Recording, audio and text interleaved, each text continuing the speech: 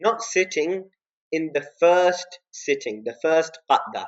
So in 4 rakat prayers, the faraz and the sunnat muakkada prayers, you have 2 sittings. You have the first sitting and you have the last sitting.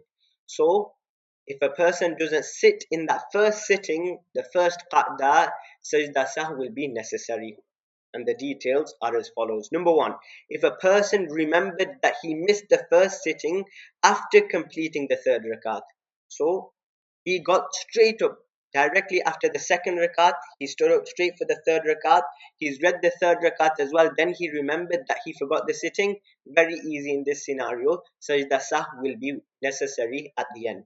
However, number two is a person remembers straight away after standing up.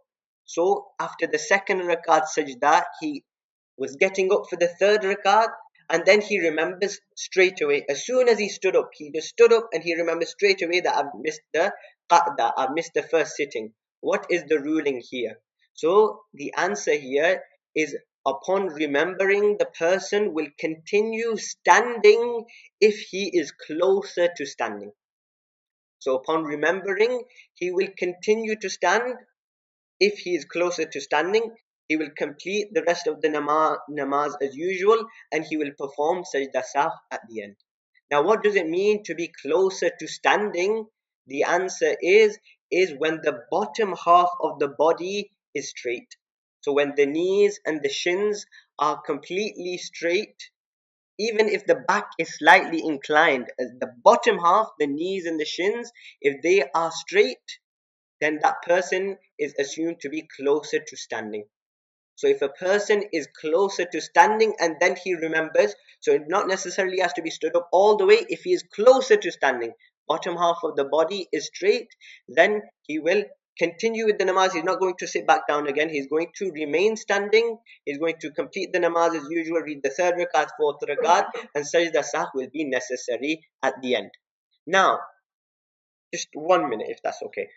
Now, the second thing is, if we mentioned the ruling is one should stay standing if he's closer to standing or he stood completely. What if instinctively a person sits back down? Because as soon as he remembered, oh, I forgot the sitting, just instinctively he sits back down. He doesn't remember the fact that he's closer to standing.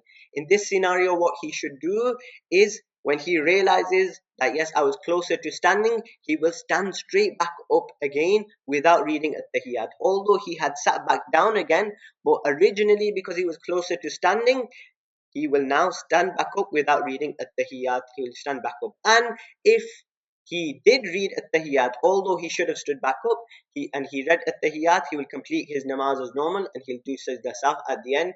He'll still be fine. And then number three, if the person was closer to standing, if the person was closer to sitting. So we give the definition of being closer to standing. So what does it mean to be closer to sitting? Is when the bottom half of the body is not straight. So the knees are still slightly bent. Then if he is closer to sitting and he remembers he's missed the first sitting, then he will sit back down and he'll complete the namaz as usual, and sajda sahw will not be necessary. So if he's closer to sitting and he remembers, he'll just sit back down and no sajda sahw will be necessary.